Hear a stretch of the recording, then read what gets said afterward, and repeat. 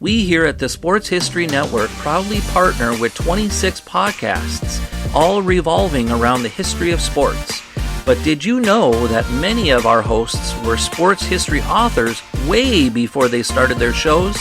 It's true. We've got Joe Ziemba, host of When Football Was Football, Joe Zagurski, host of Pro Football in the 1970s, Mark Morthier, host of Yesterday Sports, Tommy Phillips, host of Lombardi Memories, and Scott Adamson, co-host of From the 55-Yard Line. All these authors have many books for you to choose from. To check them out, go to our website at sportshistorynetwork.com/sportshistorybooks. Pick up your copy today. Soundtrack provided by Kevin MacLeod of filmmusic.io. This podcast is part of the Sports History Network, your headquarters for the yesteryear of your favorite sport. You can learn more at sportshistorynetwork.com. Greetings from the Garden State of New Jersey. This is Ringside with Redding. Boxing history from yesteryear, brought to you by the Sports History Network. I am your host, Frank Redding.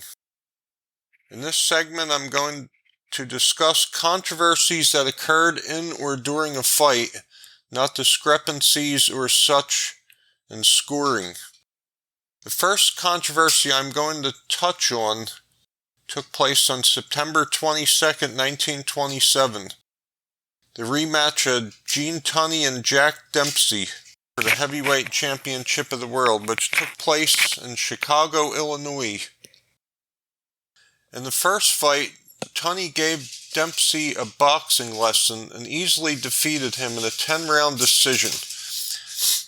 Dempsey was inactive and had not defended the title in 3 years. Between the first and second fights, ladies and gentlemen, a neutral corner rule was put into place. Before such, a boxer could knock an opponent down and stand and hover over them until they got to their feet. With the neutral corner rule, after a knockdown was scored, the man scoring such would report to a neutral corner while the count was being administered. During the Tunney-Dempsey rematch, Dempsey knocked Tunney down in round 7 and forgot about the new rule. As a result, he lost several seconds of time. Tunney would beat the count and was clearly alert and focusing on referee Dave Barry when he rose at the count of 9. Tunney would go on to win another one-sided 10-round decision.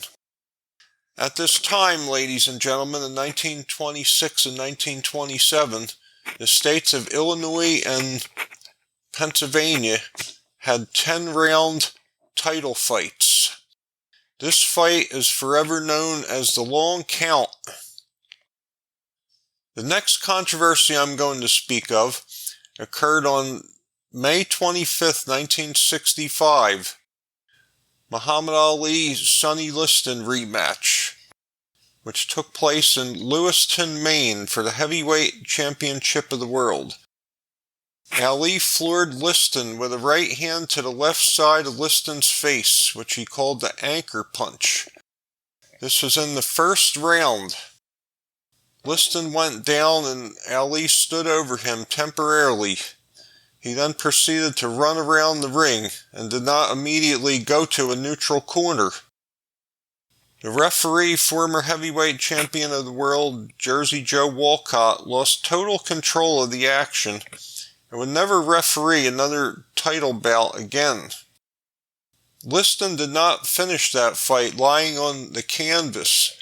In fact, he was up and fighting, but had already been counted out by Nat Flesher from the Ring magazine, who was counting the knockdown seconds. Flesher notified Walcott that the fight was over, and Walcott immediately stopped the action. This fight is forever known as the Phantom Punch. I believe there was in fact a punch, but the question is, was it hard enough to fell the mighty Liston? The next fight I'm going to talk about is a lesser-known bout with no titles on the line. It took place in Atlantic City, New Jersey on January 6, 1984. Lightweight contender from Trenton, New Jersey, Kenny Bang Bang Bogner fought Edwin Corrette. Bogner was still in line for a title shot against Ray Boom Boom Mancini. The fight was fairly close, with Bogner leading on all scorecards. Bogner received a bad cut over his left eye, which was flowing blood rapidly at the end of the 8th round of a scheduled 10-rounder. Referee Vinny Ranoni did not call or see the cut occurring as a result of a headbutt, rather a shoulder butt. One of the top cut men in boxing, Eddie the Clot Aliano, worked feverishly between rounds but was unable to stop the bleeding. The fight was not halted and continued into the 9th round, where Ranoni stopped the fight seconds into the stanza. Edwin Corrette was awarded a KO stoppage. The Bogner camp immediately filed a protest, and a conference was held 4 days later on January the 10th in Trenton, New Jersey. Tapes were shown and the decision was reversed. The New Jersey Boxing Commission rulebook states that a cut occurring from a headbutt after 6 rounds, the scorecards would be utilized. Bogner would now be the victor on a 9th round KO. The verdict would stay despite harsh criticism from the Corrette camp. The next controversy to be covered took place on July 29th of 1988 in Atlantic City, New Jersey, in a welterweight title bout between champion Marlon Starling and challenger Tomas Molinaris.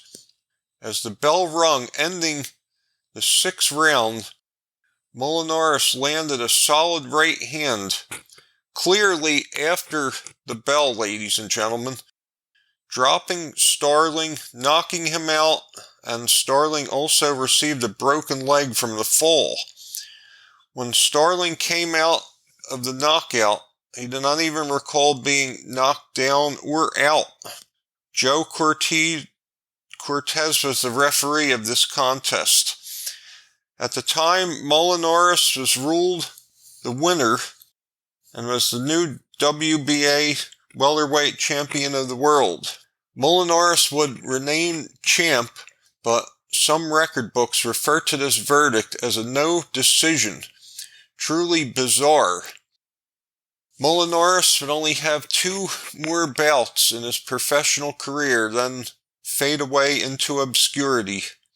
The last controversy to be covered occurred on March 17th of 1990 in Las Vegas, Nevada, a unification bout for the Junior Welterweight Championship of the World. The WBC Junior Welterweight Champion was Julio Cesar Chavez, who was undefeated at this time.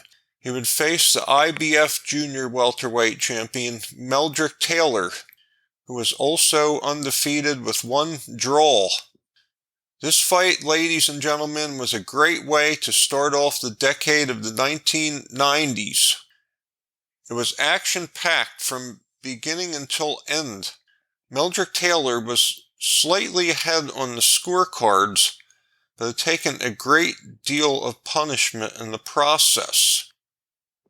Into the 12th and final round, it looked like Meldrick Taylor was really getting worn down, and Chavez's pressure was starting to prevail. With only a matter of a dozen seconds left in the match, Chavez knocked Taylor down. Taylor beat the count and was asked a few questions by referee Richard Steele. Taylor did not answer, and with a mere 2 or 3 seconds left, Steele stopped the contest, and Chavez was awarded a 12-round knockout victory. Lou Duva, who was the chief second in the corner of Meldrick Taylor, went absolutely berserk with protest. To no avail, Chavez would still be victorious in a 12-round knockout. This fight, ladies and gentlemen, was one of the fights of the 1990s and also one of the great fights in boxing history. A great way to start off the decade in a fight that had everything a fan can imagine.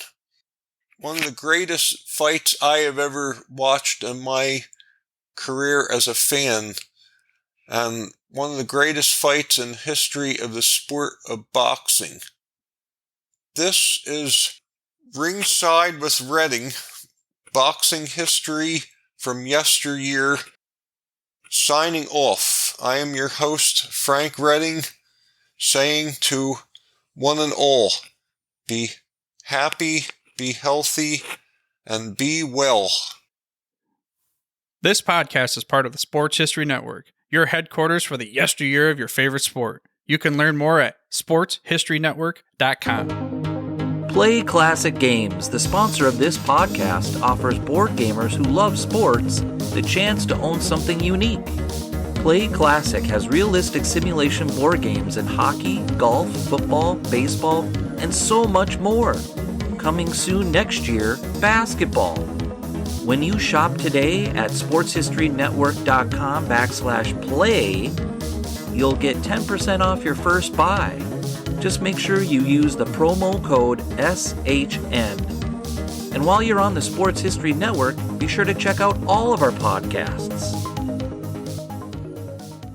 At the Sports History Network, we're all about sports yesteryear, and so we're so pleased to introduce you to Row One, an online memorabilia gallery and shop that brings your sports history to life anywhere. The Row One gallery includes over 5,200 gorgeously reproduced prints of team posters, game program covers, game tickets, advertisements, and more in baseball, pro and college football, pro and college basketball, and more. And any gallery item may be printed in a variety of sizes on wood, metal, canvas, acrylic, or poster paper.